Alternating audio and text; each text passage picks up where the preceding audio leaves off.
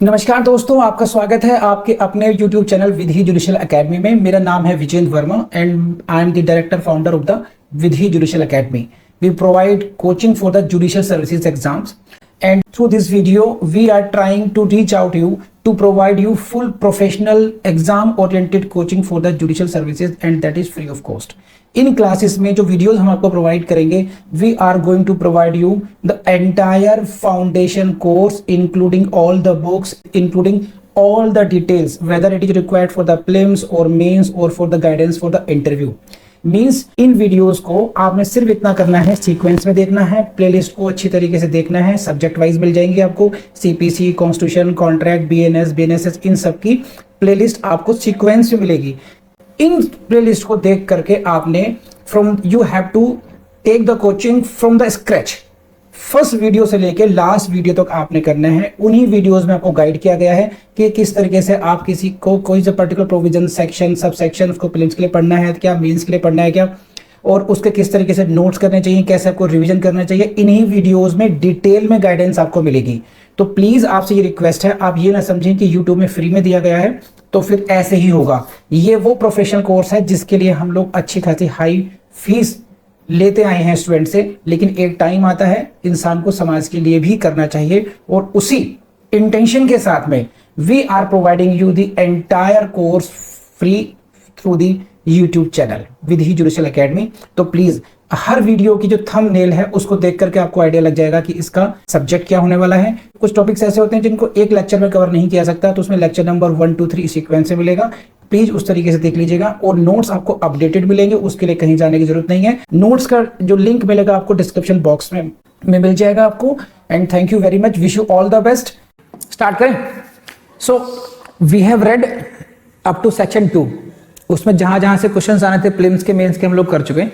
Now we shall start with section 3 to 8। These sections are only important for your prelims. These sections are not important for your mains. These sections are not important for your interview as well. Got it? समझे आप लोग?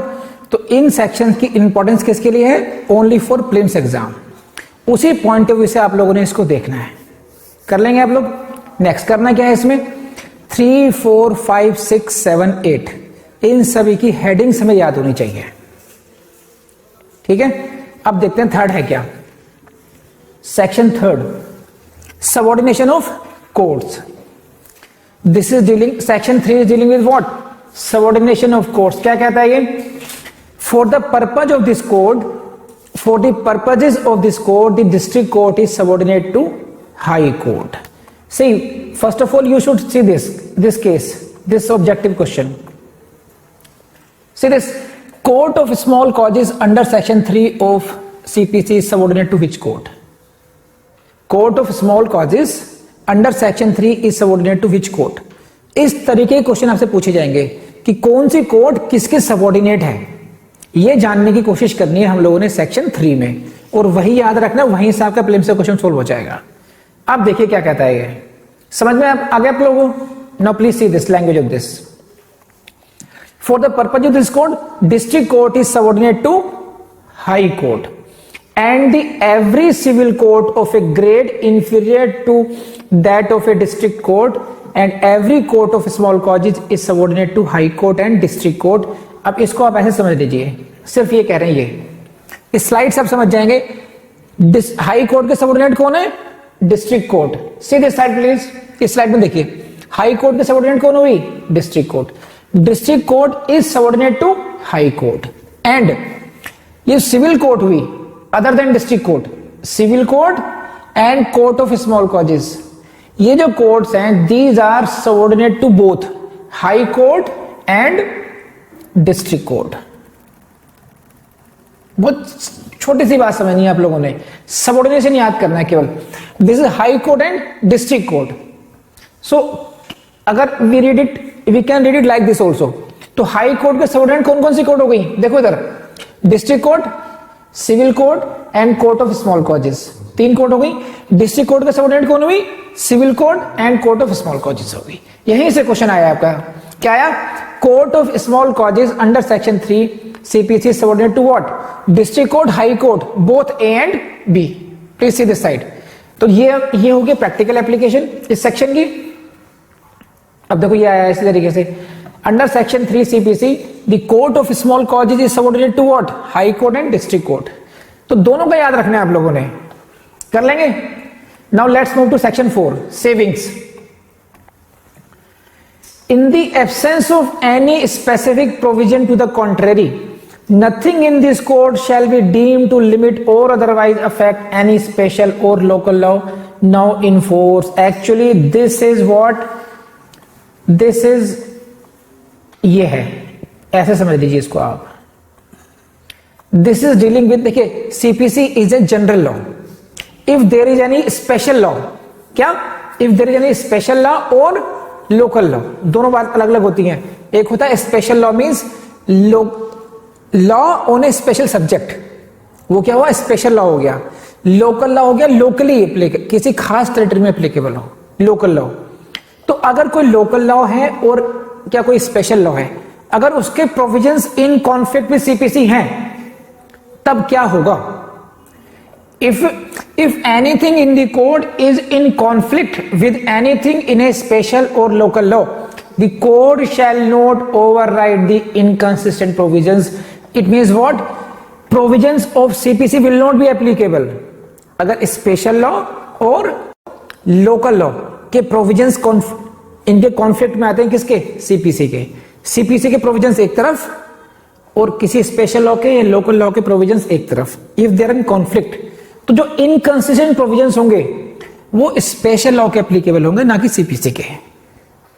वो जो provisions होंगे local law के applicable हो जाएंगे। It means अगर हम टेक्निकली कहें कि inconsistent provisions of local law और special law will override the provisions of CPC. This is what. अब हम पढ़ लेते हैं इसकी language. Section 4, in the absence of any specific provision to the contrary, अगर कोई स्पेसिफिक प्रोविजन नहीं दिया गया इस तरीके का, nothing in this code shall be deemed to limit और अदरवाइज अफेक्ट एनी स्पेशल और local law now in force और एनी स्पेशल जुरिस्डिक्शन और पावर कन्फर्ड और any special form of procedure prescribed by और under any other law for the time being in force. और मैंने आपको आसान करने के लिए ये स्लाइड बनाई है। अब देखो क्या है, इससे समझ में आ जाएगा आपको। मैंने ब्रेक कर दिया और कोशिश कीजिए आप भी अपने उस पर ब्रेक करके बना लीजिए इसको। Nothing in this code shall be deemed to limit और अदरवाइज अफेक्ट, किसको? एनी स्पेशल और local law in force. Okay, कोई अगर स्पेशल लॉ है या कोई लोकल लॉ है, उसके प्रोविजंस को ये ओवर लिमिट नहीं करेगी। ओके, या किसी एक्ट के अंदर, अगर स्पेशल एक्ट के अंदर एनी स्पेशल जुरिस्डिक्शन और पावर दी गई है या कोई स्पेशल प्रोसीजर बताया गया है under any other law for the time being in force, उसको भी सीपीसी ओवरराइड नहीं करेगी। बहुत सिंपल सी बात है। ये सेविंग सी कहां पर है कि special law and local law will override the CPC provisions. When there is inconsistency then you will give overriding effect to the provisions of special law और लोकल लॉ। कर लेंगे आप लोग। अब देखिए इसमें क्या है कि जो उसके क्लॉज 2 है, एक तरफ सीपीसी है और दूसरी तरफ क्या है? Any law for the time being in force. किस लिए? In which any remedy which a landlord और लैंड होल्डर और landlord may have under for the recovery of the rent of agricultural land from the products from the produce of such land. समझिए क्या मतलब इस बात का कि अगर कोई लॉ ऐसा है विच इज प्रोवाइडिंग रिमेडी, किसको? लैंड होल्डर को। किसको? लैंडलॉर्ड को। सही है। Remedy for what? Remedy for recovery of rent. Rent कहां से? एग्रीकल्चरल लैंड से। समझे अपनी? तो एग्रीकल्चरल लैंड का रेंट वसूल करने की अगर रिमेडी किसी लॉ में दे रखी है और वो सीपीसी के कॉन्फ्लिक्ट में आ रहा है, तो तब क्या होगा? देखो ये, in particular and without prejudice to the generality of this provision contain in subsection 1, nothing in this code shall be deem to limit और otherwise affect any remedy, meaning thereby कि लैंड से related मुद्दों में जहां revenue generation वाली बात आएगी, in that case also overriding effect उस स्पेशल लॉ का होगा which is giving you a special remedy for that. चले आगे, तो कुछ भी नहीं होना, तो सेक्शन 4 किस लिए है? सेविंग्स के लिए है। आम बात याद कर लीजिए, एक लाइन ये याद कर लीजिए बस कि if anything in the code is in conflict with anything in special law और local law, the code shall not override the provisions, inconsistent provisions of, बोलो, तो this is saving clause, it saves special law और local law. Section कौन सा हो गया? 4 हो गया। सेक्शन 3 क्या था? सबऑर्डिनेशन ऑफ कोड को डील कर रहा था। आपने ओनली प्रीलिम्स के लिए याद रखना है, बस इतना याद कर लेंगे काम हो जाएगा आपका। Now come to section 5। Section 5 भी क्या हेडिंग है देखो ना, application of code to the revenue codes. Revenue code पर इसके एप्लीकेशन कैसे होगी? देखिए इसका इतनी सी बात समझ लीजिए, हेडिंग लिख ली आप लोगों ने, इतनी लाइन लिख लीजिए बस, पूरी टेक्निकलिटी में जाने की जरूरत नहीं है। Where there is a special enactment to govern revenue code, है ना, कोई स्पेशल एक्ट है dealing with the revenue codes and that act is what? Silent on some point, then CPC will apply. समझे मतलब? कोई स्पेशल एक्ट है, that special act is dealing with the revenue codes, but if that act is silent, then which law will apply? CPC will be applicable in that case. समझे आपने बात? Now come to this, यहां से question आया prelims का, meaning of revenue code, section 5 की clause 2 पर। तो यहां से क्वेश्चन बोलते कि in which section meaning of revenue code is given. This is what? Revenue code in subsection means a code having jurisdiction under any local law। देखिए ये इसको स्लाइड से समझिए, आप नहीं आएगा समझ में ऐसे आपको। रिवेन्यू कोड कौन सी कोड है? देखिए, ए कोड टू एंटरटेन, क्या एंटरटेन करती है? एक ऐसी कोड जो क्या डील कर रही है? Rent, revenue, profits of land use for agriculture purposes से। एक ऐसी code which is dealing with the rent, revenue और profits of the agricultural land, उससे रिलेटेड सूट्स और प्रोसीडिंग को डील कर रही है।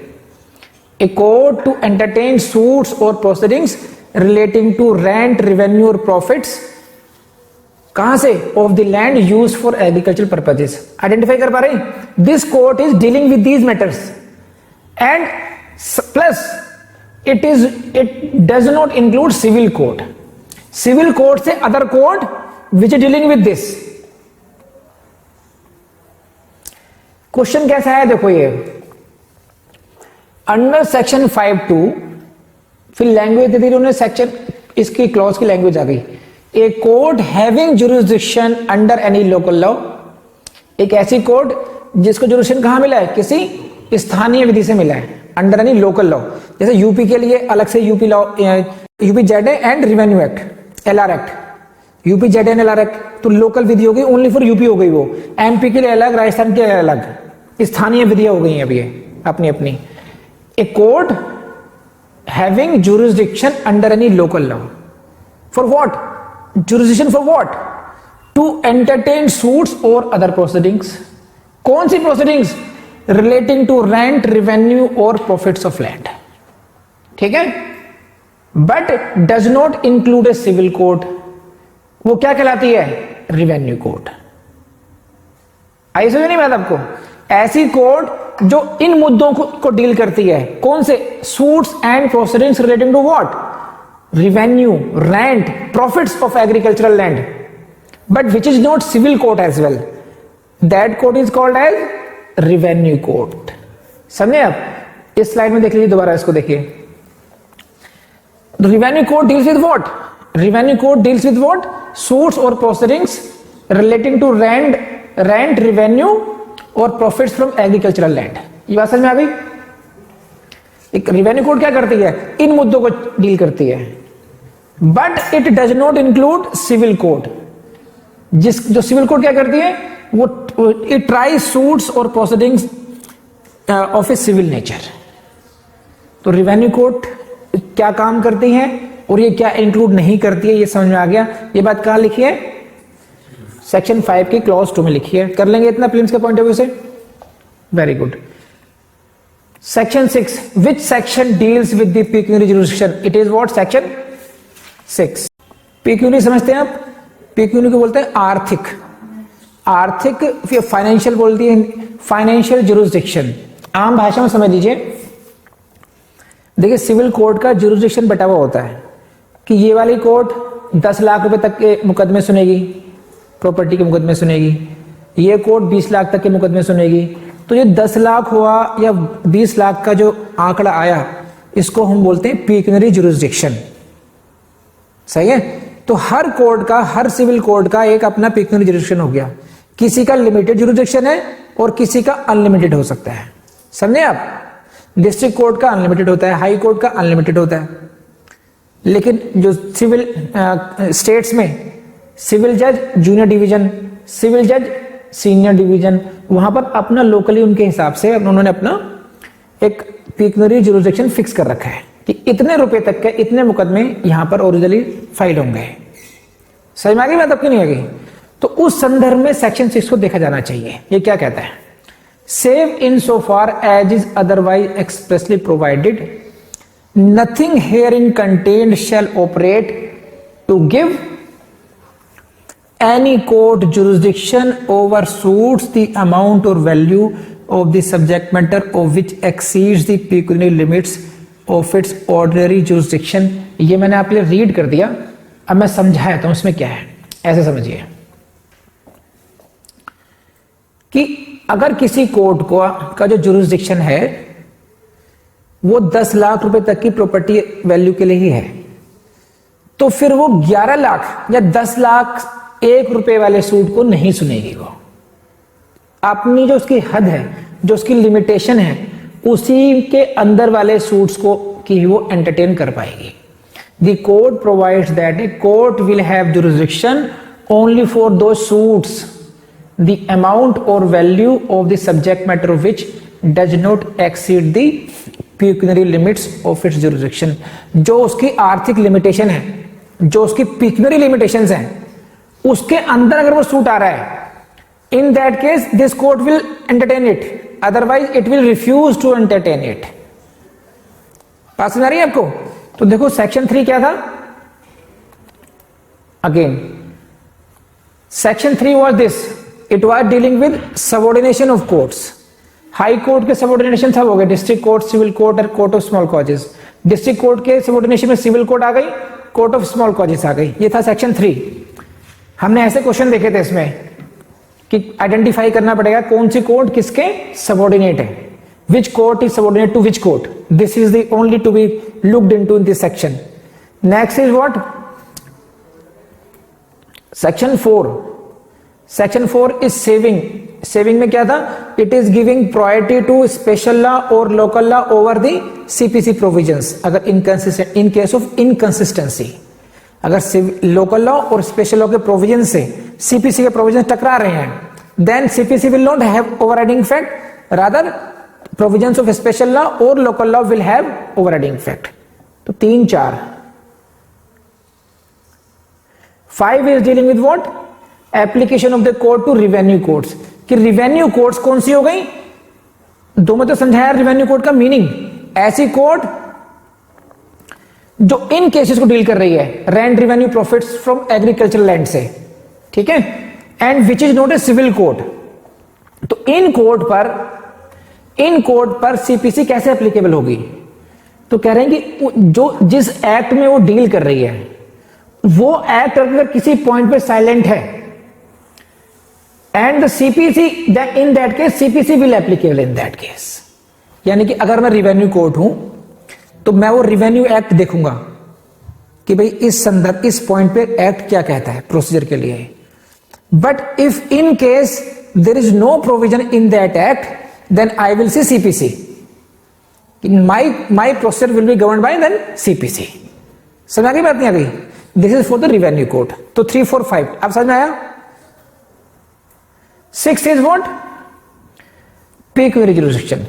पेक्यूनियरी जुरिडिक्शन का मतलब होता है आर्थिक क्षेत्राधिकार, कि किस कोर्ट का क्षेत्राधिकार कितना होगा। फॉर एग्जाम्पल, आपकी जो कड़काडुमा कोर्ट है, यहां पर सिविल कोर्ट्स हैं, तो उनका एक एरिया डिटरमाइन होगा कि भाई इन एरिया के जो सिविल केसेस है वो इस कोर्ट में आएंगे। एक बात तो ये हो गई, वो हो गया टेरिटोरियल जुरिस्डिक्शन, समझे आपने, वो क्या हो गया, टेरिटोरियल जुरिस्डिक्शन। अब उसमें भी कुछ मुकदमे ऐसे हो सकते हैं जिनकी वैल्यू 2 करोड़ से ऊपर की है, कुछ वैल्यू ऐसे होगी जिनके 20 लाख, 25 लाख, 50 लाख, इस तरह अलग अलग वैल्यूएशन के होंगे। तो सिविल कोर्ट्स के जुरिस्डिक्शन को एक फिक्स कर दिया गया कि इतने रुपए तक का मुकदमा, इतने रुपए तक का मतलब उसकी प्रॉपर्टी की वैल्यू, अमाउंट और value of the subject matter, उतने रुपए तक की वैल्यू के सब्जेक्ट मैटर वैल्यू वाले वो उस कोर्ट में जाएंगे, उससे ज्यादा होंगे तो उससे हायर कोर्ट में जाएंगे। फिर समझ आ गई बात आपको? तो सिर्फ इसकी टेक्निकल लैंग्वेज समझ लीजिए, nothing herein contained shall operate to give any court jurisdiction over suits amount or value of the subject matter of which exceeds the pecuniary limits। किसी भी कोर्ट को अपनी pecuniary limit से exceed करे matter को entertain करने की अधिकारिता नहीं होगी। प्लीज रेज हैंड अगर समझ में आ गया हो तो। सेवंथ की आप प्लीज इसकी बहुत डिटेल में मत जाइए, सेवंथ की केवल ये कर लीजिए, इतना कर लीजिए कि which section is dealing with the provincial small causes court. तो यहां पर क्या है, प्रोविंशियल स्मॉल कॉज कोर्ट्स। कौन सा सेक्शन है ये, सेक्शन 7। और सेक्शन 8 की हेडिंग कर लीजिए, क्या है, ये है स्मॉल कॉज कोर्ट, सेम है लेकिन यहां प्रेसिडेंसी है, बस ये सही है, प्रेसिडेंसी स्मॉल कॉज कोर्ट में। इतना कर लीजिए, आपका काम आ जाएगा। सेक्शन 8 में खास बात क्या है, इसमें समझाता हूं, यहां से प्रीलिम्स में कहां फंस सकते हैं। It is dealing with the, section 8 is dealing with court of small causes, ठीक है, किसमें, it is dealing with the court of, कौन सी, in the towns of Calcutta, Madras and Bombay. तो ये क्वेश्चन आपसे पूछ लेंगे वो, समझे भाई, कि सेक्शन 8 कौन से टाउन्स की कोर्ट्स के बारे में बात कर रहे हैं, स्मॉल कॉज कोर्ट कौन सी, कैलकाटा, मैड्रास और बॉम्बे, दिल्ली नहीं है यहां पर, सही है। इसमें क्या खास बात क्या कही गई है, the provisions in the body of this court shall not extend. जो बॉडी ऑफ द सीपीसी है वो इन कोर्ट्स पर एप्लीकेबल नहीं होगी। ये जो कोर्ट्स हैं इन पर सीपीसी की बॉडी एप्लीकेबल नहीं होगी, लेकिन कौन से होंगे, save as provided in sections. इन सेक्शन में अब रटने की जरूरत नहीं है आपको, मुश्किल हो जाएगा आपके लिए। 24, 38 to 41, 75 ABC, 76, 77, 157, 158, ये सेक्शन एप्लीकेबल होंगे, बाकी एप्लीकेबल नहीं होंगे। Presidency small causes court applicable होगा। तो इतना मुश्किल हो जाएगा आपके लिए रटना, मैं I don't advise you to mug up all this. सिर्फ इतना ध्यान कर लीजिए, सेक्शन 8 की हेडिंग क्या है, presidency small causes court. Number 2, it is dealing with the court, कौन सी, कोर्ट ऑफ स्मॉल कॉजेस, कहां पर, कैलकाटा, मैड्रास एंड बॉम्बे। मेन क्या कहता है कि in general provisions of CPC will not be applicable in this courts, लेकिन एक्सेप्शनली कुछ प्रोविजंस दे रखे हैं इन्होंने जो एप्लीकेबल होंगे, और ये एक्ट होगा, प्रेसिडेंसी स्मॉल कॉजेस एक्ट रहेगा। बाकी को बहुत डिटेल से पढ़ने की इससे जरूरत नहीं है, क्योंकि this question will not come in your mains. हमारे पास बहुत सारे एक्ट हैं, बहुत सारे सेक्शन पढ़ने डिटेल में जो बहुत टाइम लगाएंगे। प्रीलिम्स में आपका इतने से काम चल जाएगा। 7th में क्या है, सेम है, वो भी स्मॉल कॉजेस के लिए है, लेकिन वो प्रोविंशियल है, बस वो प्रोविंशियल, वहां पर प्रेसिडेंशियल, ठीक है। तो this is 5, 6, 7, 8, 3, 4, 5, 6, 7, 8, it is these deals with only prelims perspective. आप ऐसे ही करेंगे इसको, बस इससे ज्यादा करने की आपको आवश्यकता बिल्कुल नहीं है, सही है, कर लेंगे आप लोग अब, ठीक है जी, थैंक यू। वीडियो देख लिया, आपको पसंद आया होगा, आई नो इट, लेकिन बस एक बात ध्यान रखना, सबसे ज्यादा फेलियर्स क्यों होते हैं, जो सेल्फ डाउट करते हैं। तो आपको सेल्फ डाउट नहीं करना है, बस आपको हमेशा अपने से कहना है कि आप जज बनेंगे, 100% बनेंगे, बस आपको लगातार पढ़ना है। तो बस without wasting time, go to the next video and start learning. Thank you.